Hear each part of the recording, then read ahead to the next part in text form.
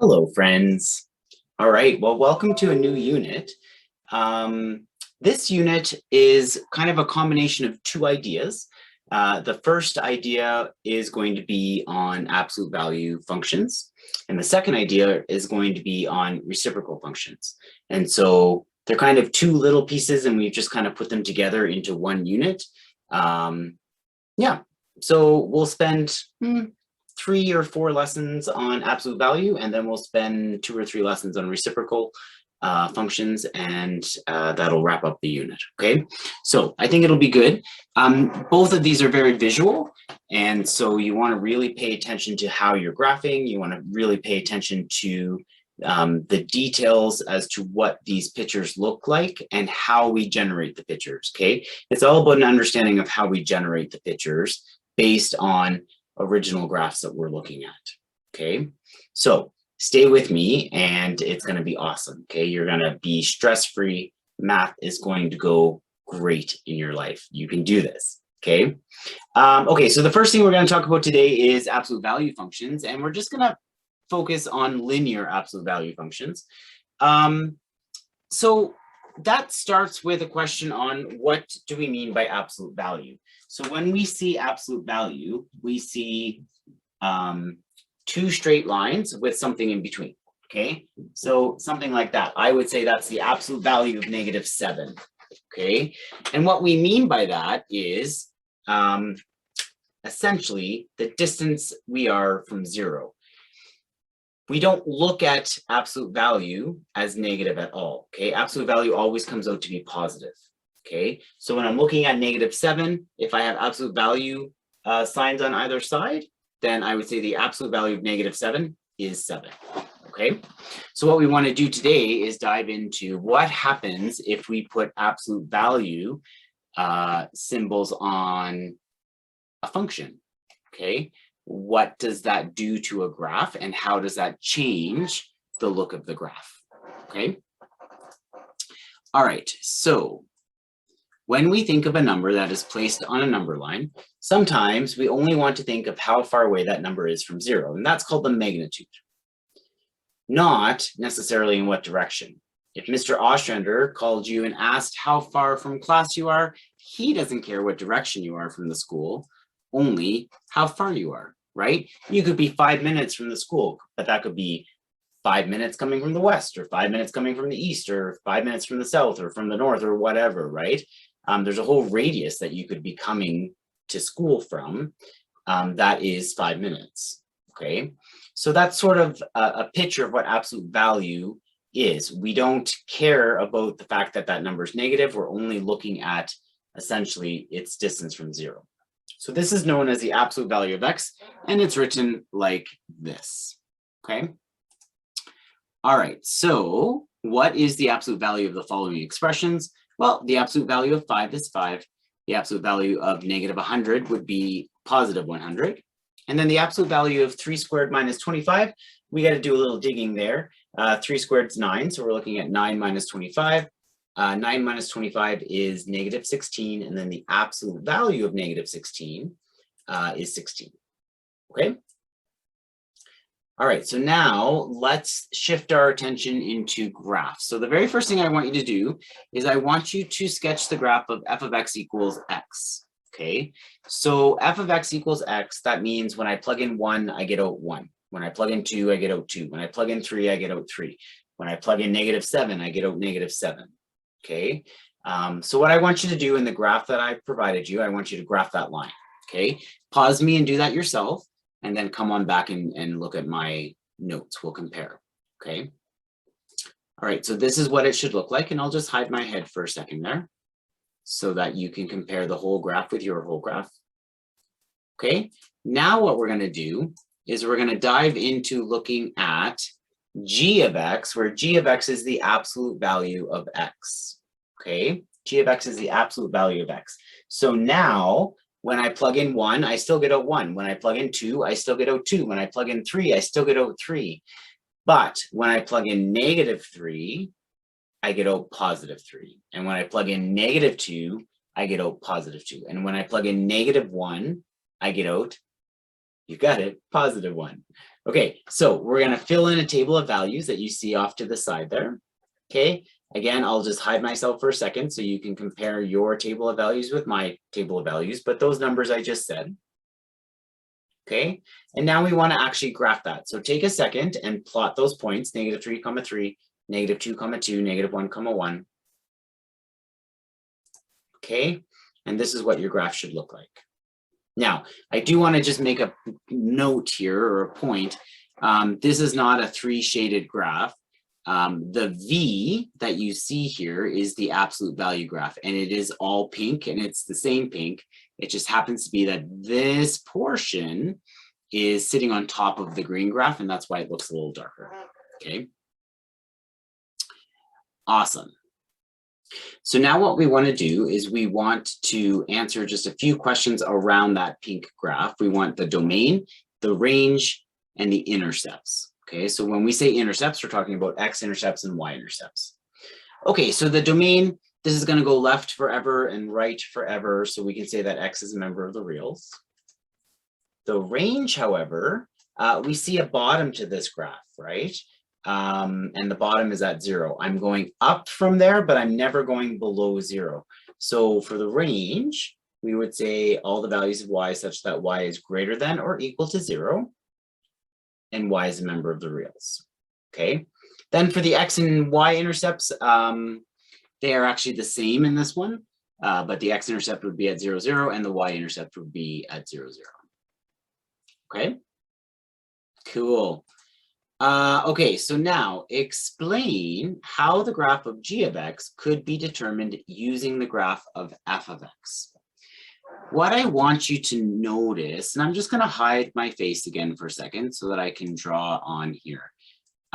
This section all had positive y values on the original graph. Okay, and so nothing changed with my absolute value graph because the absolute value of a positive number is still that same number. What changed from my original what changed going from my original to my new g of x was actually all the spots where the original graph was negative. And where the original graph was negative, take a look at this. The point -1, -1 became the point -1, +1. The point -2, -2 became the point -2, +2. -3 became +3. -4 became +4. -5, you want to take a guess, became +5. Okay, so what's happening is all of my negative y values, when I take the absolute value of that function, they become positive. So graphically, that actually creates a reflection for anything that was negative of the original graph. It gets reflected on the x-axis and becomes positive in the absolute value graph.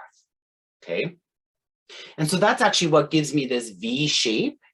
The V shape comes from, I've got essentially 2 pieces. Okay, I've got one piece of the V that's overlapping the original graph because the original graph was positive. Then I've got another piece of the V that is coming from reflecting the negative portions of the original graph. Okay, so it's a great thought to look at that V as 2 different pieces, because it is, and we're going to talk about how to write out those 2 pieces in just a second. Okay, but let's just have that explanation here. So here we go. Essentially, all the y values of f of x become the absolute value for g of x. So all the negative y values get reflected across the x-axis. Okay. Okay, so let's just deal with this piecewise function. An absolute value function is a piecewise function. Think of it like this. What we're saying when we say a piecewise function is we're saying we've got this function that if I look at it, it's actually pieces of other functions with their own little portion of a domain. Okay, so for instance, before I keep going on this note, if I did this, just to give you an idea of what I'm talking about, okay? And I gave you numbers here and said that this was -2, and this was 1, and this was 3, and this was maybe 4, okay? I would say I have essentially 1, 2, 3, 4 different line segments here. And so each of those 4 different line segments, I could create an equation for it. And I'd say, oh, okay, I'm going to be this line segment when I'm between -2 and 1. And I'm going to be this guy when I'm between 1 and 3. And I'm going to be this guy when I am between 3 and 4. What I want you to see there is I broke it into pieces, and I'm saying when that particular piece exists via my domain. Okay, that's what a piecewise function is.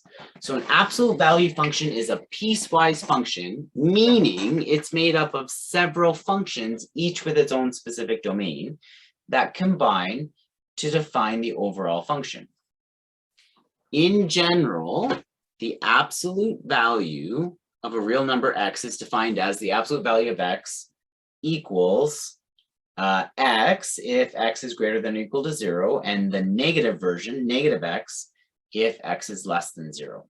Do you see these two parts in your sketch above? Well, hopefully we do, because I actually asked you to graph the absolute value of x, right? So we should actually see a portion of our graph that looks like y equals x, and a portion of our graph that looks like y equals negative x. Well, we do. The portion of our graph that's y equals x is the portion that has the positive slope, and the portion of our graph that's y equals negative x is the portion that has the negative slope. So if you take a look at the picture you just drew, you've got this. This is the negative x portion, and this is the positive x portion. Okay? All right, good. Now, given the graph, if you're following along with your course book right now, you see 2 graphs below this. I'm going to do each one separately in my slides, so I'm just giving you the instructions first, and then we'll unpack it as we go. Given the graphs of y equals f of x and y equals g of x, sketch the graphs of y equals the absolute value of f of x and y equals the absolute value of g of x. Determine the equations of y equals f of x and y equals g of x. And then also determine the equation of the piecewise function for y equals the absolute value of f of x and y equals the absolute value of g of x. I know that sounds like a mouthful. It's not going to be as bad as what it is listening to me read the instructions, okay? So we're going to go through this step by step. Okay, so in our first one, we have a picture that looks like this. And our first task is to create the absolute value function. Well, remember, I'm taking the absolute value of all the y values. So everything that's currently above the x-axis, all those y values are positive, they're going to remain positive. So from here all the way down to here is going to be the exact same thing, okay? But at 6, I change because I need to now start reflecting, right? So where I'm -1 here, right here, I'm going to put that on as +1. Where I'm -2, which is at 9, I'm going to reflect that up to +2. Where I'm at -3, which is right about there, I'm going to put that up to +3, okay? So you take your negative y values and you reflect them, okay? And then you should have that V-looking shape. So your absolute value graph should look like this. Okay, again, you'll notice this red portion, it looks a little darker than this red portion. That's just because it's on top of the green. Okay, so now the next thing we wanted the equation of the original, which is the green graph in this case, the equation of the original and the piecewise function for the absolute value.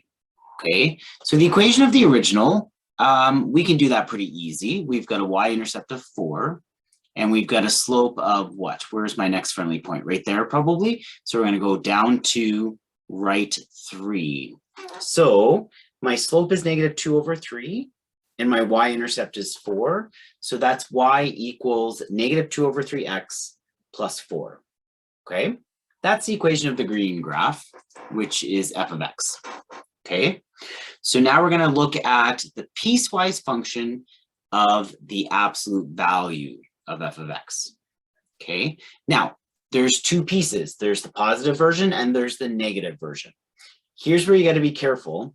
The positive version doesn't mean a positive slope. The positive version is what you would have seen as part of the original equation. It's that overlapping piece of the original equation, okay? So for us, the positive version actually is negative 2/3 x plus 4, okay? Well, when am I negative 2/3 x plus 4 for the red graph?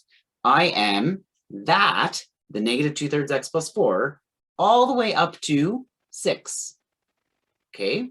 So we would say the positive version, which is negative 2/3 x plus 4, exists when x is less than or equal to 6, okay? Then this is going to be the negative version. Again, don't get caught. I know that that can be confusing. Don't get caught into thinking when we say the negative version, you have to have a negative slope. The negative version is essentially the part that got reflected from the original graph, okay? So the negative version, this is really easy. You just take the positive version and you switch all the signs. So the negative version is actually negative or positive 2/3 x minus 4, okay? And I just want to prove that to you for a second, because some of you are listening online and you want to throw something at your computer because you don't believe me. So watch, if I extended this line, see that? Look at that. My y-intercept is negative 4, and I have a slope of positive 2/3, okay? So here's what the piecewise function looks like. Okay, my positive version is the original, negative 2/3 x plus 4, and that exists if x is less than or equal to 6. Then my negative version, which is 2/3 x minus 4, that exists. Just again, notice I changed the signs. Okay, whatever was negative became positive, and whatever was positive became negative. That's how I take the negative version. Okay, and that exists when x is greater than 6. Okay. So the positive version always gets put on top, and the positive version always gets the equal to sign. They don't both get the equal to sign, just the top one does, the positive version, okay? Awesome. Let's try the next one. The next one was for g of x, and it looked like this. So again, this portion here, let me just circle it for a second. This portion here, all those y values are positive. And so on the absolute value graph, that's actually going to overlap that blue portion that I've circled, okay? But this portion down here, the y values are negative, and so I'm going to need to reflect those. So right here, I've got -1, that'll reflect a +1. I've got here -2, that will reflect a +2. -3 reflects to +3, okay? And so if I was to hand draw this right now, I'd be looking at this, and then this overlaps. So that would be my absolute value graph, okay? And then I can give you a computer generated version of the same thing, which I've chosen orange. And again, this is still orange, but coincidentally, let's talk about primary colors. Orange and blue make red. You know, I have to renege on that because orange is not a primary color, but you get what I'm saying. We're mixing colors here. Okay, so I want the equation of the original. So that's my blue graph here. I've got a y-intercept of -3, and I've got a slope of 1/2. So my original function will be g of x equals 1/2x minus 3. Now, the piecewise function, I do have two pieces. I have this piece here, and I have this piece here, right? I'm going to be this piece when I'm greater than 6, and I'm going to be this piece when I'm less than 6. We have to decide which one is the positive version and which one is the negative version. The positive version overlaps with the original, okay? So the positive version is this guy here, okay? So that will be that 1/2 x minus 3, and I'll exist there when I'm greater than or equal to 6. The negative version, I will just take this equation and switch all the signs, okay? Oh, I want to hide my head for a sec, just in case I'm in the way of that equation. So I want to take that equation, I'm going to switch the sign. So that'd be negative 1/2 x and plus 3. Okay. So that's going to look like this. I am the positive version of 1/2 x minus 3 if x is greater than or equal to 6. And I'm the negative version of negative 1/2, sorry, that should say plus 3, if x is less than 6. Okay. So just make sure in your notes there that that says plus, not equals. That was a typo on my part. Okay. Cool. Okay, so now I'm not going to give you a picture. We are going to just go based on an equation. So for the function y equals the absolute value of 3x plus 1. Okay, 4 things we're going to do. We're going to determine the intercepts. We're going to sketch the graph. We're going to state the domain and range, and then we're going to express as piecewise function. Okay, to get the intercepts, that's what we'll deal with first. Well, I know that if I want an x-intercept, y has to be 0, and if I want a y-intercept, x has to be 0, right? So I'm just going to algebraically do that. So for the x-intercept, I'm going to plug 0 in for y. And so I get 3x plus 1. I'm going to subtract 1 from both sides, divide both sides by 3, and I'll get x equals negative 1/3. So the x-intercept is at negative 1/3 comma 0. That's important because it's the x-intercept where my v changes direction. Okay, that'll always, the vertex of the v is always at that x-intercept. Okay. Okay, so for the y-intercept, I'm going to plug 0 in for x and then solve for y. So I'm looking at the absolute value of 3 times 0 plus 1. 3 times 0 is 0 plus 1. Absolute value of 1 is 1. I have a y-intercept at 0, comma 1. Okay, 0, comma 1. Now, some of you may look at that and say, okay, hold up. Why did you use the absolute value for the y-intercept, but you didn't use it for the x-intercept? That's a great question. I'm glad you asked. Because the x-intercept is shared by both the original graph and the absolute value graph, right? It's shared by 3x plus 1 and the absolute value of 3x plus 1. So it didn't matter for the x-intercept. The y-intercept, it did matter because if it turned out to be negative, I would have had to have reflected it. So that's why I did use the absolute value signs for the y-intercept. Okay. All right. So now we want to try and draw this. Well, here's what I want you to understand. I'm just going to do a quick sketch on the board back here before I show you my drawing. Okay. We know that we want to start with the graph of y equals 3x plus 1. Okay. Well, y equals 3x plus 1 has a y-intercept at 1, and I have a slope of 3. So 1, 2, 3 over 1, or 1, 2, 3 over 1. And so I know that that line looks like that. Okay. So right off the bat, when I'm drawing this, here is the positive version that's going to stay there. That would be the overlapping version, right? But this negative version will end up being reflected like that. Okay, and so my absolute value graph is actually going to be that V that I just drew. Now, this is important.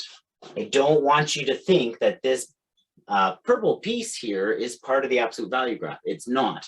The absolute value graph is just that V. So if you're drawing this for me and you are using the original graph as a starting point, that's fantastic. At the end, I either want you to have this erased so that it's not there, or when you originally draw it in, that original graph draw it in as a dotted line, because that's another way of graphically saying that doesn't actually exist in the function that I'm actually trying to draw. Okay. Okay, so this is what it should look like.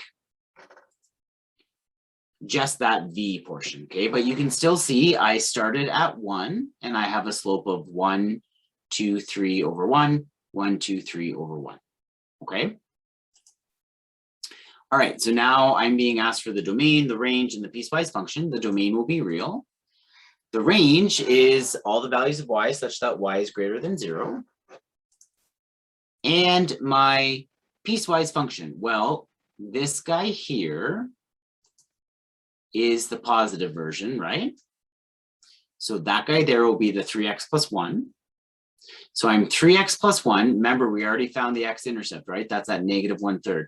So I'm going to be 3x plus 1 if x is greater than or equal to negative 1/3. And I'm going to be the negative version of that. So that'd be negative 3x minus 1 when x is less than or equal to 1/3. So this way is less than or equal to 1/3. And this way is greater than or equal to 1/3. Okay. So I'm 3x plus 1 if x is greater than or equal to negative 1/3, and I'm negative 3x minus 1 if x is less than negative 1/3. Okay, sorry, I think I said less than or equal to here. That was my bad. Remember, only one of them gets the equal to sign, and that is the positive version. Okay, awesome. All right. Okay, express the function g of x equals the absolute value of 2x plus 4 as piecewise function. Okay, well, my positive version is the thing I see inside those absolute value symbols, okay? So my positive version is 2x plus 4. My negative version will be negative 2x minus 4. I just switch all the signs that I see inside, okay? Now, where I switch from those two versions is where the x-intercept is. So I need to find the x-intercept. So I'll go 0 equals 2x plus 4, and I will solve for x. Okay, so 0 equals 2x plus 4. I'll bring my 4 over and divide by 2. X equals 2. So I know I have an x-intercept at negative 2 comma 0. And so I know that I'll be the positive version, the 2x plus 4, when x is greater than or equal to negative 2. Now, you may ask, how did I know it was greater than? So let's just have that conversation for a second. The positive version had a positive slope, right? It was 2x plus 4. So 2x plus 4, 1, 2, 3, 4. My positive version looked like that, okay? It kept going, I'm just ignoring that for now. But the positive version had a positive slope. So that's why I knew if this was negative 2, it's going to be greater than negative 2. The negative version had a negative slope, and that occurred when I was less than negative 2. Okay? Awesome. Okay, given the graph of h of x below, express the graph as a piecewise function. Okay, so for this one, you actually don't know which one of these is the positive version and which one of these is the negative version, so you can decide that. I like to myself, whichever guy has the y-axis, or the y-intercept, sorry, I like to call that the positive version because that's just the easiest one to create the equation for.